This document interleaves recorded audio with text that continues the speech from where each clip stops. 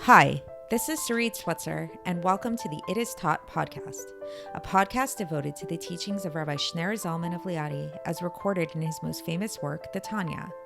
My hope for this show is to make these teachings accessible and relatable to the average person, regardless of prior Jewish education or affiliation. The episodes follow the prescribed daily study portions and are meant to serve as practical lessons in how to live your life as your true self and develop an authentic and powerful relationship with your Creator. I have personally experienced the effects the study of this work has had on me, and I'm excited to share what I can of this knowledge with you. So please join me on this journey of learning, self-growth, and connection with your source.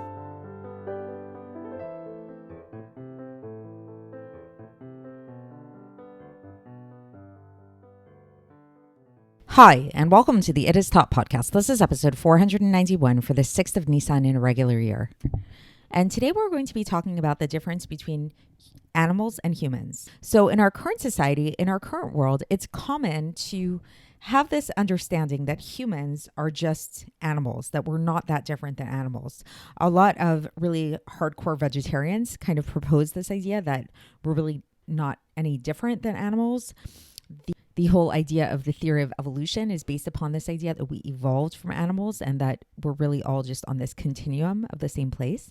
Nevertheless, even in the scientific world at large, in contemporary scientific understanding, there is an awareness of the fact that there are certain things that are undeniably human. Some traits that are really unique among humans and do not exist amongst animals. Some of these things are, for example, language. Language is something which is really interesting. I remember actually taking a course at McGill University in Montreal all about language, and the professor actually spent many years of her life trying to teach language to an ape. And it was an extremely frustrating endeavor that she spent years and years of research really trying to teach language to this ape, and it proved to be totally futile, totally unsuccessful. She was able to teach it different words like maybe apple or orange or banana or things like that, but complex sentences were not within the realm of the ape to be able to understand or communicate in any sort of coherent fashion at all. So that was an interesting and educational study, perhaps not in the way that she was intending it to be, but nevertheless interesting nonetheless, and very much paralleling what we as Jews have known all along, which is one of the reasons why we find in Jewish literature that the human being is often referred to as the medaber, the speaker. So another thing that makes humans unique is the ability to have self-awareness. So only humans have this ability to be able to be conscious of themselves, to be self-conscious. So to be, for example, right now, I'm saying this podcast to you guys, I'm speaking into a microphone, and at the same time, there's a part of my brain that sort of sees myself from the outside and is aware of what I'm doing. And you're listening to this podcast right now and you're engaged in the listening of it. And then there's another part of you that's aware of what you're doing. Animals do not have this awareness. Animals are totally within the action of whatever it is that they're doing. We have an awareness of our own mortality. We have an awareness of morality, which is something that animals don't have. Like animals can definitely have traits like compassion or kindness, but they don't have a sense of morality the way humans do. And perhaps the biggest trait, which really, all of these traits really are very interconnected in a certain sense if you really think about it enough, but a big one is creativity, the idea to really be creative, to produce art. This is something which animals cannot do, to truly create something innovative and new, which is really, if you think about it, what language is all about. And creativity really also ties into free will. So free will, what is free will if not for creativity? So true freedom of will means that you have a few choices in front of you and you're not compelled to choose any of them because of any external factor or something like that, but you actually have the ability to objectively decide which one you want to choose. So all of these things really are what make humans different than animals. So why are we bringing this all up? So we are still in the middle of chapter 38, if you recall, and I hope you have caught up with all of the episodes so far in this chapter. Please go back and listen if you haven't. And what we've been talking about is this idea of mitzvahs, of commandments, and the idea of intention in the mitzvahs, and how important is intention, and what does it mean to have intention, and is intention the main thing or mitzvahs the main thing? And where we've left off so far is we left off talking about this idea that how doing the mitzvahs themselves and having intention in the mitzvahs, they all come from the same place because these are all things that God wants. However, there is something superior about having intention in doing the mitzvahs, not intrinsically superior, but rather it's superior insofar as when a person has intention in the mitzvahs, this is able to radiate God's light in the mitzvah in a more expansive way versus in a more contracted way. And yesterday we talked about how in terms of doing mitzvahs and in terms of having intention of the mitzvahs, there are categories, the same way that parallel the orders of creation. And we talked about how just in the body of the mitzvah, the action of doing the mitzvah, there are two categories that can be likened to the inanimate order of creation and the vegetative order of creation.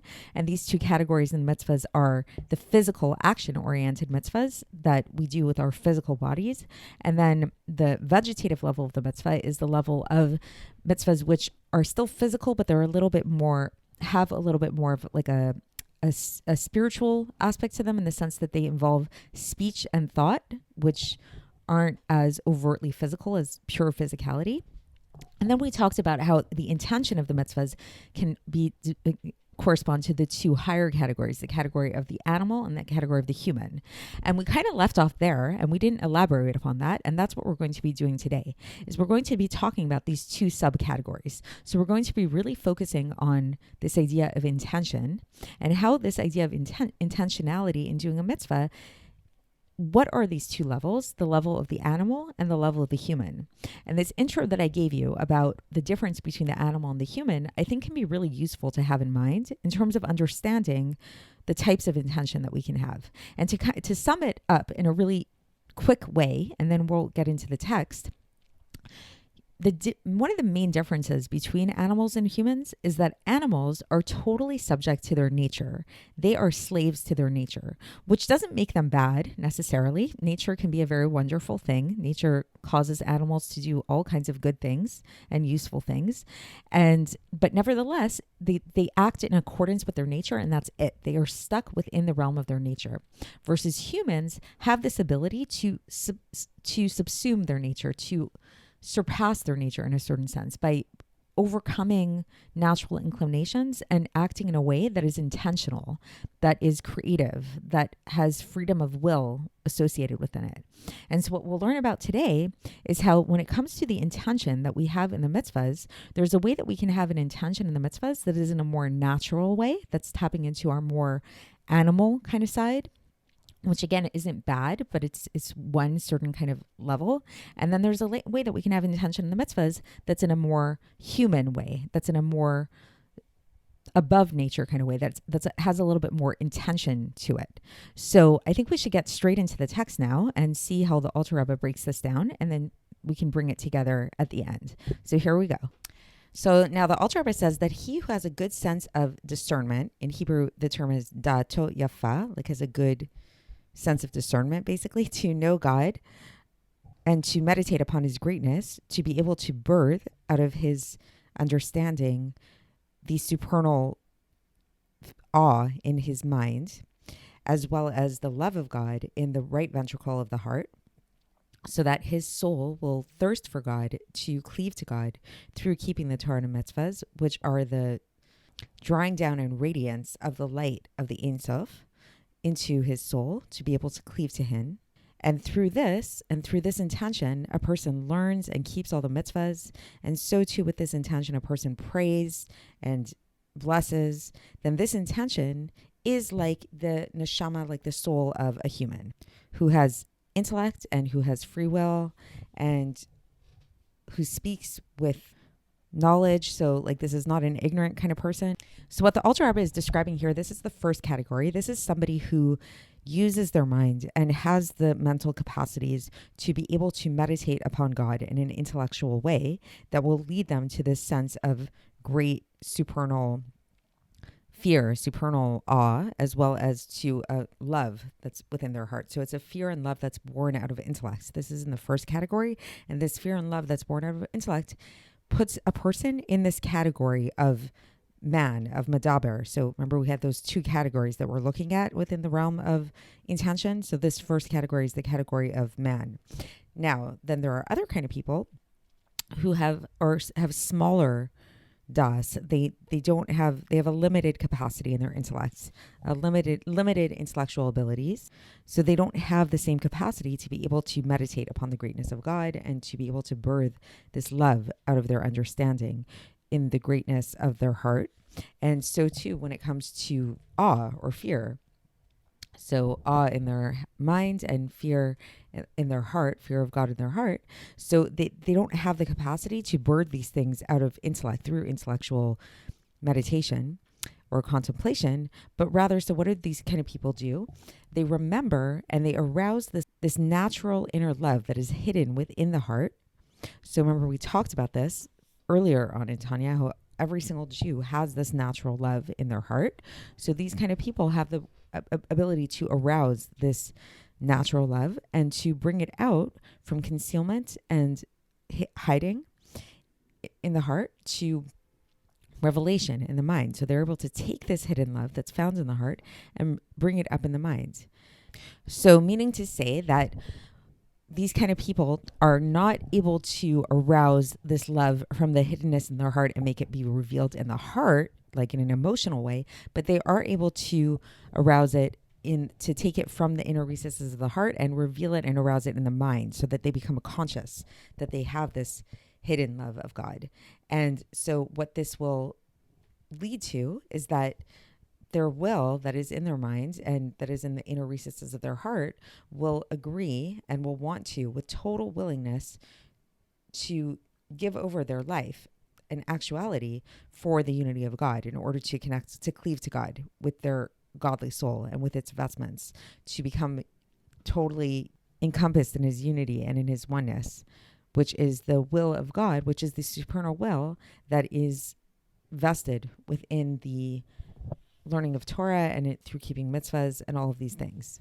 And so too is this the case in terms of the fear, which is encompassed within the love, that we also mentioned this previously in Tanya, that within that love is also encompassed this natural sense of fear or awe that every Jew has for God, to be able to accept the kingship of God, to not rebel against God, God forbid.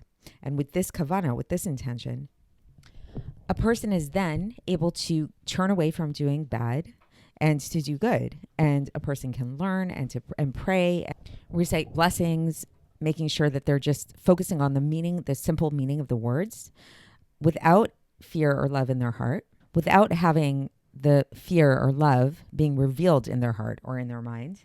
So this type of intention is likened to the soul of the animal, the chai, who does not have intellect or free will, but rather all of their midos, all of their character traits, which are fear of things that bring them harm and love of things that are beloved to them.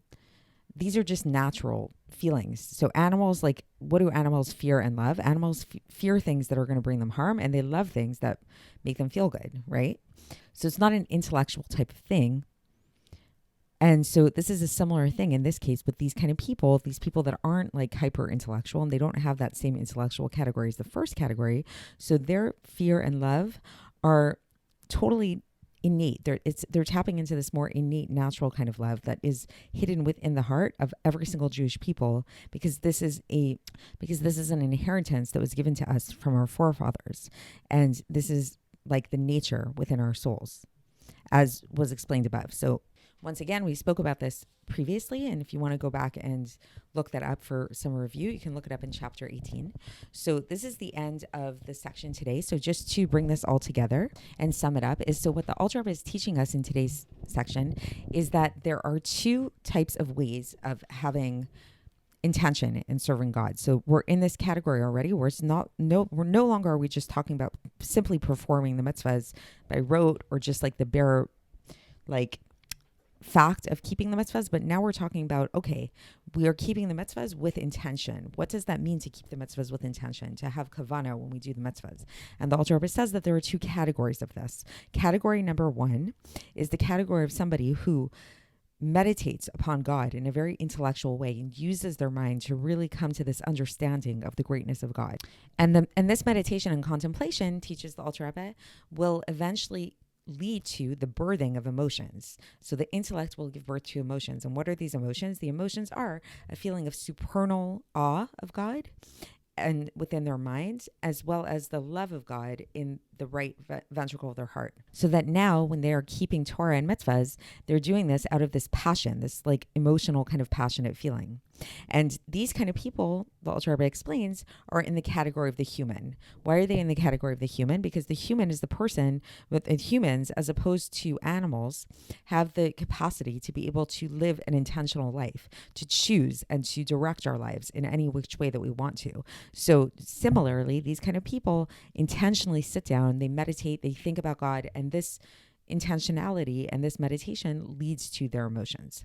Then the second category of people who also have intention when they serve God, they also have kavana, they're in the category of the animals. Why are they in the category of animals? Because animals, as we learned, unlike humans, do not behave in intentional kind of ways, but they just go in accordance with their nature. This doesn't necessarily mean it's a bad thing, but it's like they're more subject to their natural being, who they naturally are, what they are naturally made up of. So similarly, those kind of Jews who are the kind of people who don't have the capacity, don't have the intellectual ability to sit and meditate upon God and birth emotions through their intellect, but rather what do? They arouse the natural love, which encompasses within it fear as well, the natural love and fear that's inside of the recesses of their heart, which is something that we were all given as a present, as from an inheritance from our forefathers. And this natural love and fear of God will translate into an intellectual understanding and an intellectual swaying of their lives to behave properly, to do the right things. So it sort of works in the opposite direction. So whereas in the first category, the people that have the kavana, that we liken them to the human category, they are taking their minds, and through their minds, they translate this into their heart. Versus in the second category of people, the people that are likened more to the animal way of life, they have these emotions that are inside their heart, and they have the ability to tap into these emotions in their heart and to translate that into this like sense, an intellectual kind of like giving over or agreeing to keeping Torah and mitzvahs and doing what they need to do because they feel it initially on this emotional level in a more natural way. So that is the end of chapter 38. And tomorrow we're going to begin a new chapter, chapter 39, and I will speak to you then. Thanks for listening to the It Is Taught podcast, hosted by Sarit Switzer. This podcast is dedicated in loving memory of my maternal grandfather, Avraham Yitzchak ben Binyamin HaKohen of blessed memory. Music by Shoshana. If you enjoyed this episode and would like to support the show, please share it with others and subscribe on YouTube, Apple iTunes, Spotify, or wherever you listen to podcasts. And make sure to leave us a 5-star review. To find out more about the It Is Taught project, including more information on my soon-to-be published book, please visit our website, itistaught.com. To catch the latest from me, follow me on Facebook, Instagram, and Twitter. Looking forward to speaking with you tomorrow, and until then, have a great day.